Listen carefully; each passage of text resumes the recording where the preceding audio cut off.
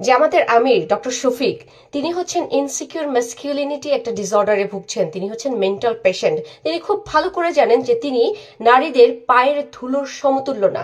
এই কারণে তিনি চান না নারীরা পার্লামেন্টে যাক।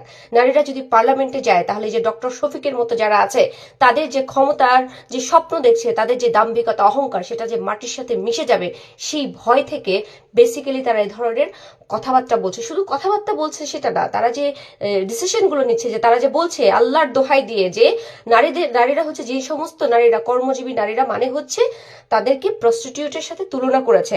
তার মানে হচ্ছে তার মা, সে যেখান থেকে পৃথিবীতে এসেছে তার মাও কি তাহলে একজন প্রস্টিটিউট ছিল?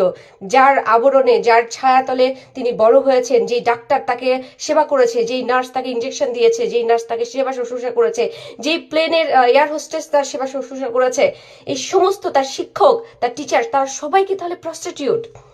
এই সমস্ত নারীদেরকে আমি বলবো ডক্টর শফিক একটা মেন্টাল পেশেন্ট এবং তার দলের লোকেরা হচ্ছে মেন্টাল পেশেন্ট। তারা খুব ভালো করে যে এই ধরনের পেশেন্ট, আপনারা যদি এটাকে গুগল করেন দেখবেন যে এই ধরনের পেশেন্টটা সাধারণত নারী বিদ্বেষী হয়। তারা হচ্ছে ভয় থেকে এই ধরনের কথা বলে থাকে, ইনসিকিউরিটি থেকে কথা বলে থাকে যে আমি যদি তাকে এই নারীকে যদি নারী বিদ্বেষী, আমি যদি তাকে এই অপরচুনিটিস দিই তাহলে আমি আর এটা করতে পারবো না।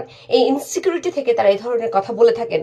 তিনি ইন্টারন্যাশনালি বলেছেন নারীরা কখনোই নেতৃত্বে আসতে পারবেন না। তার মানে হচ্ছে তার মধ্যে ভয়ঙ্কর রকমের ভয় তিনি ধারণ করছেন যে নারীরা এতটাই পাওয়ারফুল যে নারীরা যদি ক্ষমতায় আসে তাহলে তার কোনো নাম নিশানা কিচ্ছু থাকবে না। তাই আমি নারীদেরকে বলবো, যে সমস্ত নারীরা, বাংলাদেশের সমস্ত অর্ধেকের বেশি জনগোষ্ঠী হচ্ছে নারী, এই নারীরা যদি 12 তারিখে জামাত ইসলামকে ভোট দেয় তার মানে হচ্ছে এই যে জামাত ইসলামের আমি যে কথাটা বলেছে সেই কথাটার পক্ষে চলে গেল। আমি তাই নারীদেরকে বলবো, অন্য কাউকে বলবো না, যেহেতু নারীদেরকে এইভাবে ডিজিটাল লিঞ্চিং এভাবে অপমান করা হলো, নারীরা যাতে 12 তারিখে ভোট দিয়ে